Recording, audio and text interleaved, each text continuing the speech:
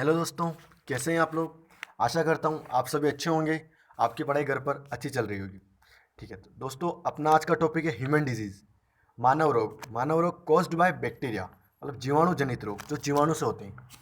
तो first at all mind में एक ही बात आती है कि बैक्टीरिया, जीवाणु होता क्या है। तो अगर इसकी सिंपली डेफिनेशन दी जाए तो सबसे छोटा जीव जो होता है मोनेरा। मोनेरा भी एक बैक्टीरिया होता है और मोनेरा को माइकोप्लाज्मा कहा जाता है। ठीक है, तो मैं बैक्टीरिया के बारे में बता देता हूँ कि ये सिंगल सेल्यूलर्स होते हैं, एक कोशिकीय जीव होते हैं। ओके, और इनको अगर सबसे छोटे होते तो इनका मेजरमेंट कैसे होता है। तो इनको मेजर करने के लिए PPLO यूनिट यूज़ की जाती है। PPLO, 1 PPLO is equal to होता है 0.1 mm। इससे आप पता लगा सकते हैं कि ये बैक्टीरिया कितने ज़्यादा माइनर होते हैं, इनको नगण्य आंखों से नहीं देखा जा सकता है। ठीक है, तो यह था बैक्टीरिया। अब इससे होने वाली डिजीज के बारे में जानते हैं। दोस्तों लास्ट तक बने रहिएगा, सारी डिजीज आपको एज वेल एज अच्छे से समझ आ जाएगी। ओके गाइस, स्टार्ट करते हैं। फर्स्ट डिजीज की बात की जाए तो टीबी। टीबी हिंदी में इसको तपेदिक और साथ ही क्षय रोग कहा जाता है। ठीक है, टीबी से होने वाला डिजीज बैक्टीरिया से होता है। तो एक इस बैक्टीरिया कोई भी एक स्पेशल पार्ट को इफेक्ट, ह्यूमन बॉडी के पार्ट को इफेक्ट करता है। तो टीबी किस पार्ट को इफेक्ट करती है। तो हम देख सकते हैं कि टीबी लंग्स के अपर पार्ट को अफेक्ट करती है और साथ ही आप इसके बैक्टीरिया का स्ट्रक्चर भी देख सकते हैं। ओके, तो हम यहाँ से रिलेट कर सकते हैं कि अगर लंग्स पे अफेक्ट करती है तो लंग्स ह्यूमन बॉडी में रेस्पिरेटरी सिस्टम के लिए वर्क करते हैं, श्वसन कार्य के लिए कार्य करते हैं। तो जो भी प्रॉब्लम होगी वो श्वसन से रिलेटेड होगी, मतलब खांसी होगी। खांसी होना, सांस में लेने में तकलीफ होना, ये इसके सिम्टम हो सकते हैं। अगर साथ ही खांसी के साथ साथ मोस्ट ऑफ ब्लीडिंग होना, खांसी में साथ में ब्लीडिंग होना, ये एक सिम्टम होता है टीबी का। अगर किसी ह्यूमन बॉडी या किसी इंसान को 3 वीक से रेगुलर अगर खांसी है तो उसे टीबी होने की पॉसिबिलिटी होती है। ठीक है, तो टीबी किस बैक्टीरिया की रीज़न से होता है। तो इसका बैक्टीरिया होता है माइक्रोबैक्टीरियम टर्बोक्लोसिस। याद रहे एग्जाम में टर्बोक्लोसिस लिखा हुआ पीछे नहीं आता है, सिर्फ माइक्रोबैक्टीरियम ही आता है, तो पूरा वर्ड याद करिएगा। अब नीचे लिखा हुआ है वैक्सीन। तो फर्स्ट एट माइंड में आता है कि वैक्सीन क्या होता है, वैक्सीन या टीका क्या होता है। और अभी के टाइम में कोरोना वायरस पेंडेमिक में सबके माइंड में वही है कि वैक्सीन कब बनेगी कब बनेगी। तो मैं आपको वैक्सीन का एक ब्रीफ डिस्कशन बताता हूँ, वैक्सीन होती क्या है समझिएगा। कि जब भी, जैसे हमारी इंडियन आर्मी है, इंडियन आर्मी क्या करती है, हमारी बॉर्डर्स को सेव करती है। कोई भी आतंकवादी, टेररिस्ट या अपोजिट ओपोनेंट्स हमारी बॉर्डर के अंदर आने की ट्राई करते हैं या कोई अटैक करते हैं तो उनसे हमारी सेफ्टी करती है। तो वैसे ही ह्यूमन बॉडी के अंदर भी आर्मी होती है। वो आर्मी होती है white blood cells. White blood cells, तो वाइट ब्लड सेल्स आर्मी होती है। ठीक है, तो जब भी कोई नया बैक्टीरिया या नया वायरस अटैक करता है तो आर्मी को उसको समझने में टाइम लगता है कि इसको क्योर कैसे किया जाए, क्योंकि उस लेवल का ह्यूमन बॉडी के पास एंटीबॉडी नहीं होता है। अब यहाँ पर बात आई एंटीबॉडी। जब भी कोई बैक्टीरिया आता है तो उससे जो फाइट करते, जो आर्मी होती है वो होती है एंटीबॉडी। ये ध्यान रखें। एक और टर्म होती है एंटीजन। तो जो वायरस या बैक्टीरिया जो विरोधी होते हैं, जो ओपोनेंट्स होते हैं, उन्हें ही कहा जाता है एंटीजन। तो एंटीबॉडी एंटीजन से फाइट करते हैं। एक बात और माइंड में आती है, ठीक है बैक्टीरिया वायरस से डिजीज जो होती है तो वो इतनी फैलती कैसे जाती है, संक्रमित कैसे होते जाते हैं लोग, भाई लोग। तो बैक्टीरिया क्या करता है, बैक्टीरिया खुद का सेल डिवीजन करता है, इस बात को ध्यान रहे। बैक्टीरिया सेल डिवीजन करता है। सेल डिवीजन कैसे होता है कि बैक्टीरिया की एक सेल से 2 सेल बनाती है, वापस ये 2 सेल, आगे से आगे ये प्रोसेस चलती रहती। तो इस टाइप से बैक्टीरिया का सेल डिवीजन होता है और बैक्टीरिया बढ़ते जाते हैं या वायरस बढ़ते जाते हैं। यहाँ तक क्लियर है आपको।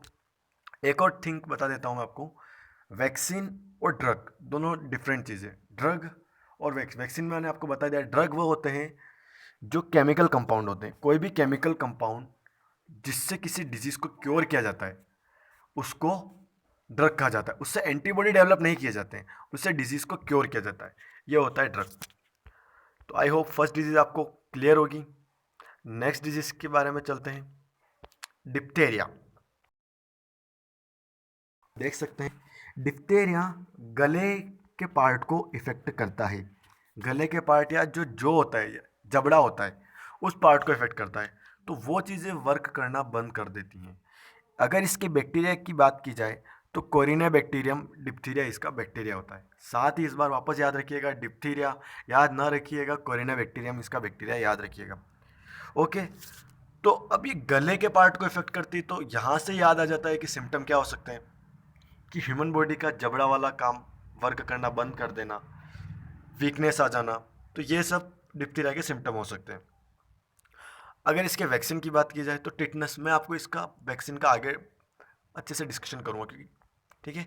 नेक्स्ट डिजीज पे चलते हैं, पर्ट्यूसिस। पर्ट्यूसिस को हिंदी में काली खांसी भी कहा जाता है। काली खांसी ग्राफिक्स के जरिए देखिए किस जगह इफेक्ट करती है, देख सकते हैं गले वाले पार्ट को इफेक्ट करती है।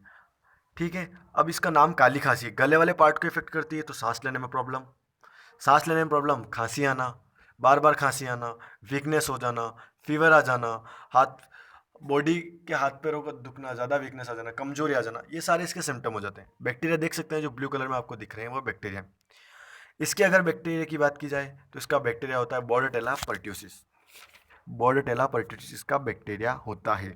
ये श्वसन तंत्र से रिलेटेड डिजीज है। नेक्स्ट डिजीज, नेक्स्ट का बात करें तो टिटनेस। टिटनेस को हिंदी में कहा जाता है लोकजा।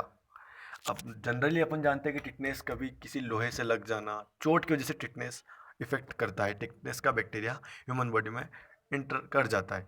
देख सकते होंगे आप बैक्टीरिया किसे शो किया गया है। इसकी अगर बैक्टीरिया की बात की जाए तो क्लोस्ट्रीडियम टिटनर बैक्टीरिया होता है। और इसके सिम्टम की बात की जाए तो इसके सिम्टम में मांसपेशियाँ, मसल्स या बोन्स का मुड़ जाना, अकड़ा जाना, ये सारे इसके सिम्टम होते हैं। अगर इसकी वैक्सीन की बात की जाए तो मैंने आपको भी 3 डिजीज, डिप्थीरिया और पर्ट्यूसिस की वैक्सीन भी नहीं बताई है, तो तीनों डिप्थीरिया, पर्ट्यूसिस और टिटनेस तीनों की एक वैक्सीन है, जिसको कहा जाता है डीपीटी। डीपीटी को फुल फॉर्म देखा जाए तो डिप्थीरिया, पर्ट्यूसिस और टिटनेस इसकी फुल फॉर्म होती है। तो तीनों डिजीज को क्योर करने के लिए एक ही वैक्सीन है। नेक्स्ट डिजीज के बारे में देखा जाए तो लेप्रोसी। लेप्रोसी को हिंदी में कुष्ठ रोग कहा जाता है, साथ ही इसे हैंसन रोग भी कहा जाता है। लेप्रोसी का जो बैक्टीरिया होता है वो तो माइक्रोबैक्टीरियम लेप्रोसी। अगेन मैं यही कहूँगा, लेप्रोसी को याद ना करिएगा, माइक्रोबैक्टीरियम पे ज़्यादा ध्यान दीजिएगा। यह स्किन, नर्वस सिस्टम और अपर जो रेस्पिरेटरी सिस्टम है उसको इफेक्ट करती है। इसके अगर सिम्टम की बात की जाए तो हाथों में लाल थक्के पड़ जाना, स्किन पर थक्के पड़ जाना, जो दाद वाद वगैरह, खुजली होना, ये सारे इसके सिम्टम होते हैं। आप देख सकते हैं स्ट्रक्चर वाइज कि ह्यूमन बॉडी को किस टाइप से इफेक्ट करती है। जितने भी बैक्टीरिया वायरस होते हैं उनका अगर स्टडी करना होता है तो उनका स्ट्रक्चर डीएनए और आरएनए बेस्ड होता है। ठीक है, लेप्रोसी की वैक्सीन की बात की जाए तो एमआईपी, माइक्रोबैक्टीरियम इंडिकस पेरेनाई, इसकी वैक्सीन होती है। नेक्स्ट डिजीज के बारे में पढ़ते हैं गाइस, कोलेरा। कोलेरा को हिंदी में हेजा कहा जाता है। इसका बैक्टीरिया आप देख सकते हैं स्ट्रक्चर। कोलेरा हेजा एक सोसाइटी में नॉर्मल बीमारी है। अगर ये होती किससे, तो ये दूषित जल, दूषित फूड खाने से, पॉइजनिंग से हो जाती है कोलेरा। अगर इसके बैक्टीरिया की बात की जाए तो इसका बैक्टीरिया होता है विब्रियो कोलेरा। इसके वैक्सीनेशन की बात की जाए तो ड्यूक्रोल एंड शेंकोल 2 वैक्सीन है। साथ ही इसके सिम्टम की बात की जाए तो बुखार आना, खांसी, सर्दी, जुकाम, वीकनेस, उल्टी, दस्त, ये सारे इसके सिम्टम होते हैं, लक्षण होते हैं। नेक्स्ट डिजीज के बारे में बात की जाए, प्लेग। प्लेग को हिंदी में काली खांसी भी कहा जाता है। यह एक संक्रामक रोग है। यह इसका जो बैक्टीरिया जीवाणु होता है वो यर्सिना पेस्टिस होता है। इसको अंडरस्टैंड कीजिएगा किस तरह से ह्यूमन बॉडी इफेक्ट करता है। प्लेग का जो कैरियर होता है, मतलब जो उसको इधर से उधर ट्रांसमिट करता है, उसे कैरियर कहा जाता है। तो प्लेग का जो कैरियर होता है वो होता है चूहा, मतलब कि चूहे से ही फैलता है। तो चूहे का सलाइवा, लार, खून, मूत्र, टॉयलेट, यूरिन, इन वजह से ये फैलता है। ठीक है, या तो ह्यूमन बॉडी डायरेक्ट इसके कांटेक्ट में आ जाए तो ये फैल सकता है, या फिर अगर ये किसी कीड़े के कांटेक्ट में आ जाए और इंसेक्ट्स ह्यूमन बॉडी को बाइट काट ले तो ये बैक्टीरिया ह्यूमन बॉडी में ट्रांसमिट हो सकता है। इसके अगर बैक्टीरिया की बात की जाए तो यर्सिना पेस्टिस है। ठीक है, इसके वैक्सीन अगर है नहीं है अभी, इसको हम ड्रग से क्योर करते हैं। नेक्स्ट डिजीज़ की बात की जाए तो गोनोरिया। इस डिजीज़ को ध्यान से देखिएगा, ये सभी डिजीज़ से डिफरेंट है क्योंकि ये सेक्सुअल डिजीज़ है। ये एक सेक्सुअल डिजीज़ है जो मोस्ट ऑफ टाइम फीमेल के अंदर होती है। इसके अगर कैरियर की बात की जाए तो इसका कैरियर होता है मेल, मतलब पुरुष इसका कैरियर होता है और फीमेल इसका जो प्रभावित होते हैं। 80% ये फीमेल में होती है। सेक्सुअल डिजीज़ है तो सारे सेक्स ऑर्गन को इफेक्ट करती है।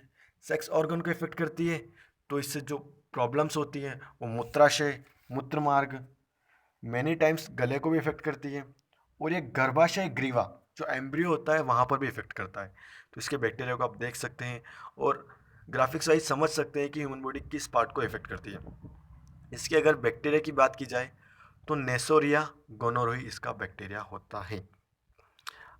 नेक्स्ट डिजीज़ की बात करते हैं, न्यूमोनिया। निमोनिया निमोनिया को आप देख सकते हैं, न्यूमोनिया न्यू बॉर्न बेबी में होता है। जो भी नया बच्चा होता है, पैदा होता है, उसमें डिजीज़ मोस्ट ऑफ पाई जाती है। ये लंग्स को इफेक्ट करता है। लंग्स के अंदर कुपिकाओं एल्वलाइज को इफेक्ट करता है। एल्वलाइज कुपिकाओं में पानी भर जाने से सांस लेने में प्रॉब्लम आना, ऑक्सीजन का फिल्ट्रेशन इजीली नहीं हो पाता है, तो न्यूमोनिया डिजीज़ हो जाती है। ऐसा हो जाना, कोपिकाओं में पानी भर जाना, ये इसके सिम्टम्स होते हैं। फीवर साथ ही। अगर इसके बैक्टीरिया की बात की जाए तो स्ट्रेप्टोकोकस निमोनिया, डिप्टोकोकस निमोनिया, इसका भी कोई वैक्सीन नहीं है, इसको भी क्योर किया जाता है ड्रग्स के साथ। नेक्स्ट डिजीज़ की बात की जाए, आज की लास्ट डिजीज़ टाइफाइड। टाइफाइड का जो बैक्टीरिया होता है वो सॉल्मोनिया टाइफा होता है। टाइफाइड दूषित जल, दूषित फूड से होता है। इसके सिम्टम की बात की जाए तो फीवर आ जाना, लॉन्ग टाइम तक फीवर का रहना, सर्दी जुकाम साथ में रहना, और जुकाम ठंड लगने के साथ साथ ही फीवर का आना, इसके सिम्टम होते हैं। साथ ही white clotting on the tongue हो जाना, टंग के ऊपर वाइट क्लोटिंग होना, और ये इफेक्ट करते हैं इंसेस्टाइन, मतलब कि इंसेस्टाइन पार्ट को इफेक्ट करते हैं। छोटी आंत, बड़ी आंत, एंड स्प्लीन और लीवर को भी ये इफेक्ट करते हैं। तो इसको भी वैक्सीन नहीं है, इसको भी क्योर किया जाता है ड्रग के जैसे। आई होप आपको यहाँ तक सारी डिजीज़ क्लियर होगी। इफ़ आप स्क्रीनशॉट लेना चाहते हैं तो मैं एक एक डिजीज़ आपको वापस बता देता हूँ, और वीडियो अगर आपको अच्छी लगी हो please guys like share subscribe ज़रूर कीजिएगा। Okay, stay tune, thanks for watching video and listening.